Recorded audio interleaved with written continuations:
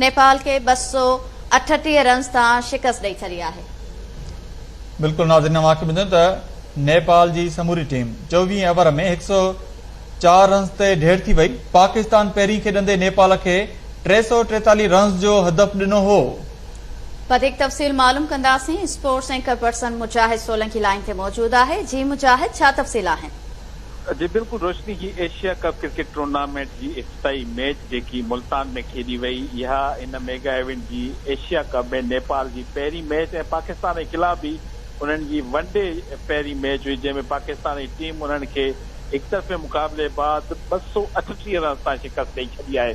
अॼु पाकिस्तान टीम जे कप्तान बाबर आज़म टॉस कटी पहिरीं बैटिंग करण जो फ़ैसिलो कयो ऐं मुक़ररु 50 ओवर में पाकिस्तान जी टीम 6 विकेटुनि जे नुक़सान ते 342 रन स्कोर करण में कामयाब थी वई, जंहिंमें कप्तान बाबर आज़म 131 बॉलनि ते 151 रन जी इनिंग खेॾी। उनजी इनिंग में 14 चौका ऐं 4 छक्का शामिल हुया। उन सां गॾोगॾु इहा उनजी वनडे क्रिकेट में 19वीं सेंचुरी हुई, जॾहिं त इफ्तिखार अहमद पंहिंजे वनडे क्रिकेट जी पहिरीं सेंचुरी बि स्कोर करण में कामयाब थियो।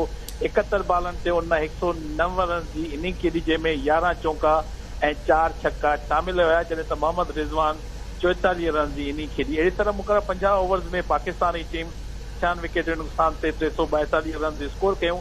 नेपाल जेको पहिरियों पाकिस्तान जे ख़िलाफ़ वनडे मैच खेॾी रहियो, हुनजे बॉलिंग ड्राइव जी ॻाल्हि कजे त हुन में सोमपाल कामी 2 विकेटूं हासिल कयूं, जॾहिं त केरन केसी ऐं उन सां गॾु संदीप जे हिसे में हिकु विकेट आई। उन खां पोइ जेको टारगेट हुयो 343 रन जो टारगेट, तमामु वॾो टारगेट, इन करे जो वनडे रैंकिंग में पाकिस्तान जी टीम पहिरें नंबर ते आहे ऐं नेपाल जी टीम पंहिंजे पाकिस्तान जे ख़िलाफ़ एशिया कप जी पहिरीं मैच खेॾ रही है, उहा बि अवे ग्राउंड ते। उन्हनि जी समूरी टीम जेकी आहे पाकिस्तानी बॉलर जो मुक़ाबिलो न करे सघी ऐं 23.10 ओवरनि में सिर्फ़ु 104 रन स्कोर करे उहा टीम जेकी आहे पूरी आउट थी वई, जंहिंमें टॉप बैटर जेको आहे सोमपाल कामी हो, जंहिं 28 रन जी इनिंग खेॾी। उन सां गॾु आरिफ शेख 26 रन जी इनिंग खेॾी। ॿियो को बि बैटर पाकिस्तानी बॉलर जो मुक़ाबिलो न करे सघियो ऐं हुन में शाहदाब ख़ान शानदार बॉलिंग कई, 27 रन ॾेई 4 विकेटूं हासिल कयूं, जॾहिं त शाहीन शाह आफ़रीदी ऐं हारिस रऊफ़ जे हिसे में 2 ऐं मोहम्मद नवाज़ 1 विकेट हासिल कयो। अहिड़ी तरह सां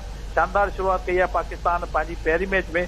सुभाणे एशिया कप जी जेकी ॿी मैच आहे उहा बांग्लादेश ऐं श्रीलंका जी टीमुनि विच में पाली किले क्रिकेट ग्राउंड कैंडीअ में रचियल आहे ऐं सुभाणे ई शाम जेको टाइम थिए थो 3 साढे 3 वॻे पाकिस्तान जी टीम श्रीलंका लाइ रवानी थींदी, जिते 2 तारीख़ ते इंडिया जे ख़िलाफ़ पाकिस्तान पंहिंजी अहम मैच खेॾंदो। जी ठीकु आहे, वॾी महिरबानी मुजाहिद सोलंकी तफ़सील ॼाणण लाइ।